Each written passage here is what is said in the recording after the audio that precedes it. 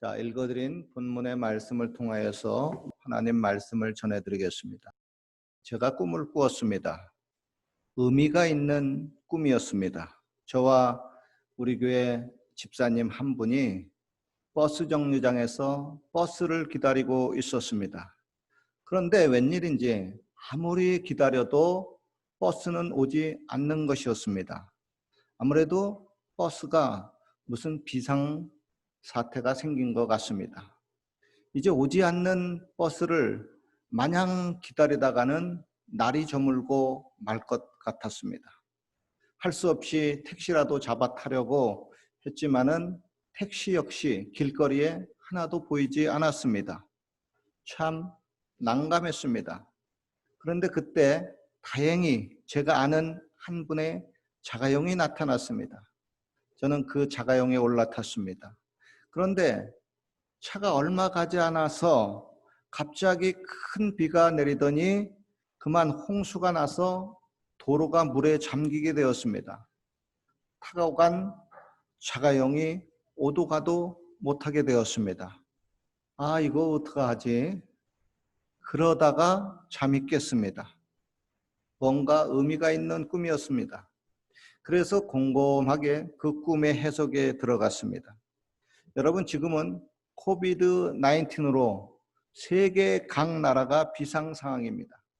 특별히 각국의 국경 봉쇄로 인해서 비행기가 취소되고 아예 운행을 하지 않는 경우가 생겼습니다. 우리 교회 이수영 목사님 딸 승현이도 한국에 방문했다가 다시 캐나다로 들어와야 되는데 코비드-19이란 비상 상황이 발생이 됐습니다. 그래서 국경이 폐쇄되고 자꾸 비행기가 취소되고 7월 달 지난주에야 겨우 비행기 표를 구해서 들어왔습니다. 지금은 자가격리하고 있죠. 여러분, 평상시에는 시간을 잘 맞추어 다니는 버스나 열차나 비행기도 비상시에는 전혀 다니지 않을 수가 있습니다. 이럴 때 버스나 택시나 기차나 비행기가 아예 없는데 길거리에서 마냥 기다릴 수만은 없습니다. 그러다가는 날은 저물고 혹시 날씨마저 영하로 떨어지면 얼어 죽고 맙니다. 즉 비상시가 되면은 상황을 빨리 인식하고 그에 신속하게 대처해야 합니다. 이거 북미 캐나다 땅에 와서 제가 살다 보니까 혹시 모를 비상 상황에 대비하게 됩니다.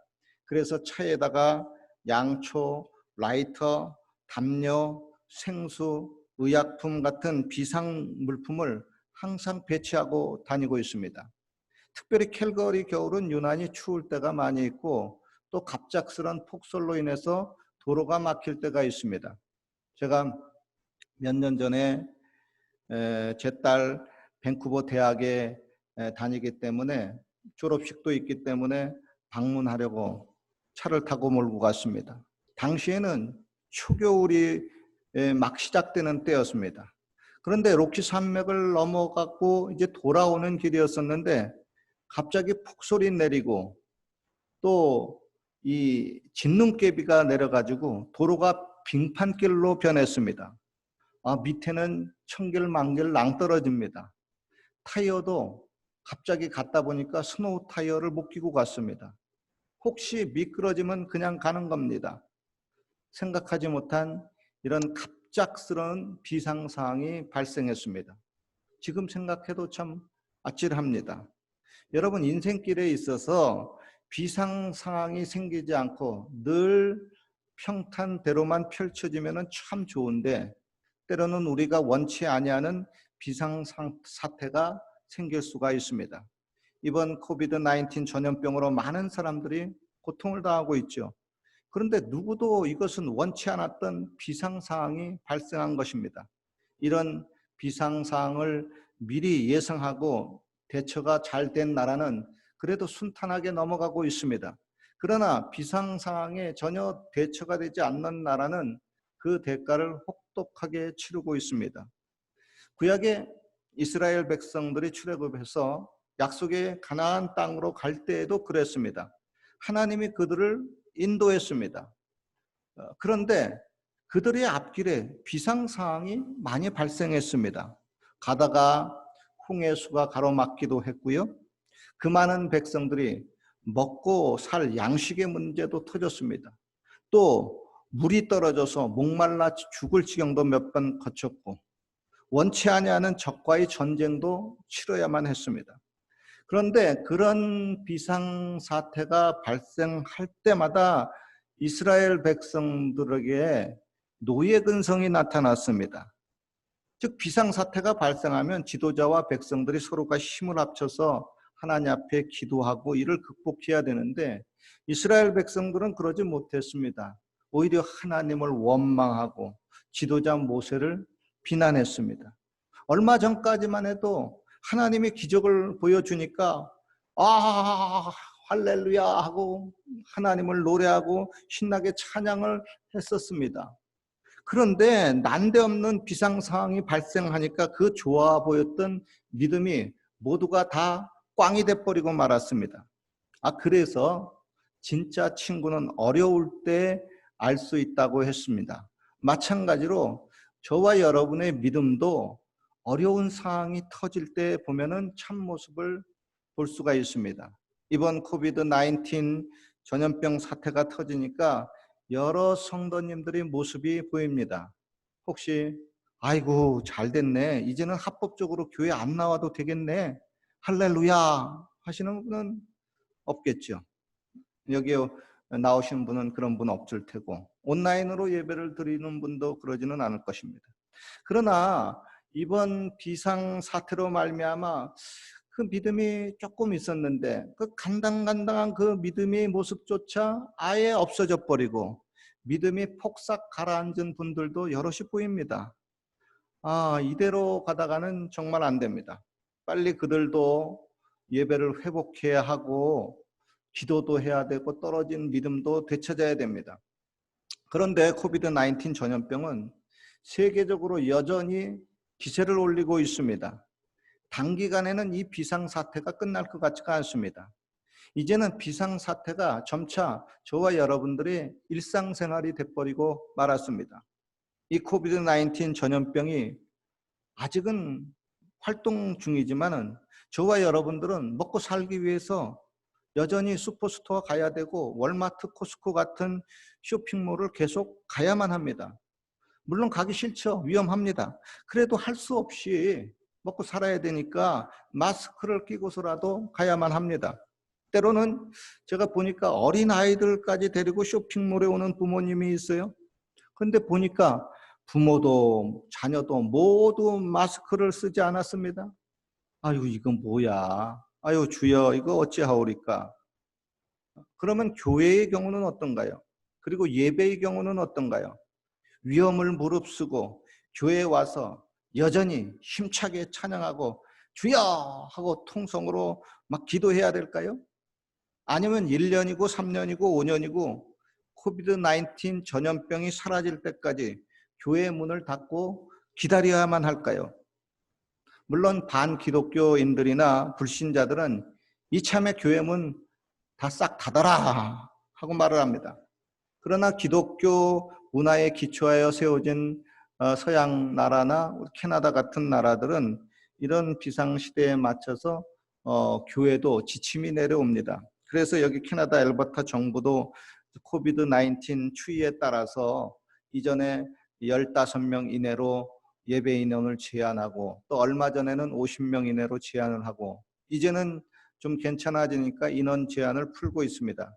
그러나 안전수칙을 또 강조하고 있습니다. 2m 거리 유지해야 되고 또 손 세정제 앞에다가 배치해야 되고 또 마스크를 될 수 있으면 착용하게 만들고, 그래서 엘버타 여기 헬스케어 정부에서 교회별로 마스크를 신청을 해라 해가지고 저희 교회도 한 150명분 마스크를 신청을 했더니 1000개가 딜리버리 돼가지고 도착이 됐습니다. 여러분 나가실 때 각 개인별로 가족별로 1인당 5매씩 가지고 가면 될 것 같아요. 그리고 또 교회 예배 때 크게 찬양하는 거 금지하고 또 통성기도 같은 건 금지하라고 이렇게 안전수칙을 내리면서 예배를 드리라고 지침이 내려왔습니다. 그리고 이 상황에서 캘거리의 다른 한인 교회들은 어떻게 예배를 드리는가 해서 제가 몇몇 목사님들에게 일일이 전화로 한번 물어봤습니다. 거의 모두가 엘버타 정부의 지시에 맞춰서 안전수칙을 지키면서 예배 인원을 점차 늘려가고 있습니다. 정상화의 속도를 좀 빨리 진행하는 교회도 있고 좀 늦게 진행하는 교회도 있습니다. 그런데 이제 렌트 교회 같은 경우에는 본 서양 교회가 문을 아예 닫은 교회가 있으니까 그런 교회 경우는 이제 현장 예배가 진행이 안 되는 경우도 있죠. 저희 교회 같은 경우에 그 진행 속도는 어떻습니까? 저는 이제 제가 보기에 여전히 캐나다 엘버타 이 전염병 사태가 불안합니다. 그래서 저희 경우는 뭐 나이도 있다 보니까 좀 더 안전하게 가자, 좀 더 기다려보자 하는 입장이었습니다. 그런데 꿈속에서 아무리 기다려도 버스는 오지 않았습니다. 택시도 안 보이는 겁니다. 즉 이번 비상사태는 그냥 문을 닫고 마냥 기다려서 해결될 일이 아니라고 하는 것을 하나님이 저에게 계시로 보여준 겁니다. 어차피 여러분 바이러스가 쉽게 사라지지 않고 오래 가야 되는데 그냥 요행만을 바라보고 마치 감나무 밑에서 입 벌리고 감 떨어져라 하고 기다리다가는 다 굶어져 버리고 또 날씨 추우면 얼어 죽고 기다리다 지치고 맙니다. 그렇다고 조심해야 할 바이러스를 무시하고 마스크 안 쓰고 막 여기저기 사람 많은데 돌아다니다가 큰 어려움을 겪을 수가 있습니다. 그러니 이러지도 못하고 저러지도 못하는 상황입니다. 여러분 살다 보면은 이렇게 상황이 어렵게 꼬일 때가 있습니다. 이 진퇴양난이라고 합니다. 무턱대고 이거 앞으로 나갈 수도 없고요. 뒤로 도망가서는 또 더 안 되고 그렇다고 가만히 앉아서 기다리고 죽을 수도 없고 이거 마냥 뭐 집에 먹을 것 떨어졌는데 쇼핑 안 할 수도 없고 계속 교회에 안 나갈 수도 없고 집에만 계속 머무르고 마냥 기다릴 수도 없고 자 이런 상황일 때 저와 여러분의 경우는 어떻게 하시겠습니까? 그리고 이런 상황 속에서 하나님은 저와 여러분에게 어떻게 신앙생활을 하라고 하실까요? 물론 하나님이 내일이라도 당장 바이러스를 싹 물리쳐 주시면 좋겠죠. 그러나 말세의 이 어려운 상황을 하나님이 저와 여러분들도 겪으라고 허락을 하셨다고 하면은 우리는 이에 대한 좀 더 슬기로운 방법을 모색해야만 할 것입니다. 어떤 분이 저에게 이런 간증을 합니다. 목사님, 이번 코비드-19 비상사태로 집에만 머물러서 석 달을 지내다 보니까 마음이 자꾸 처집니다. 그리고 이제는 사람들 만나기도 겁이 나고요. 그러다 보니까 교회에 예배드리러 오는 것도 좀 힘드네요. 당분간 온라인으로 예배를 드리다가 나중에 좋아지면 나가려고 합니다. 이해가 되죠? 저도 그랬습니다. 이번 전염병 사태로 갑자기 너무 활동량이 적어졌어요. 그러니까 처음에는 이제까지 내가 35년간 목회하면서 안식년도 안 가졌으니까 그냥 좀 쉬자 하는 생각을 했습니다. 그런데 그 쉬는 것도 하루 이틀이지 계속 쉬다 보니까 자꾸 삶이 무기력해집니다. 우리가 보통 말하고 있지 않아요?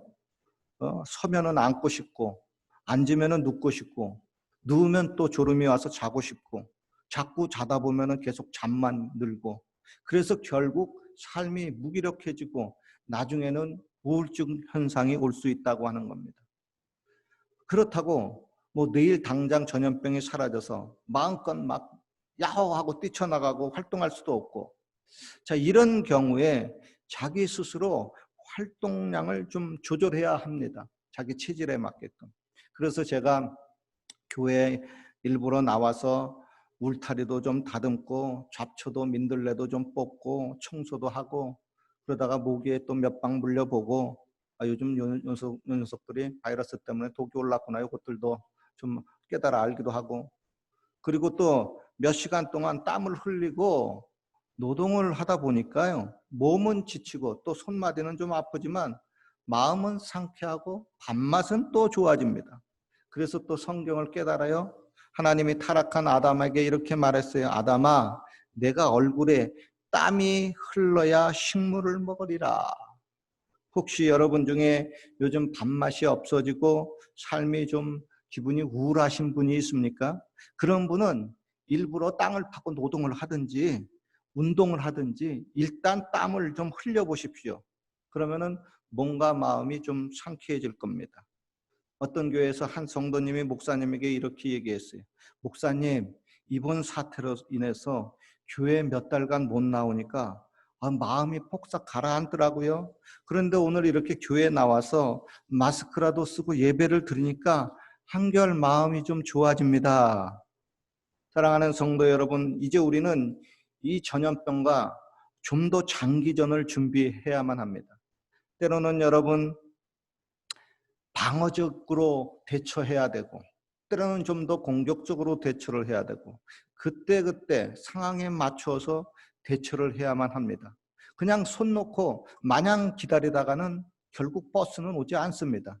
지쳐서 죽고 맙니다. 그리고 날은 저물고 인생은 끝나버리고 맙니다. 제가 꿈속에서 버스 정거장에서 버스를 계속 기다리는데 결국 버스는 오지 않았습니다.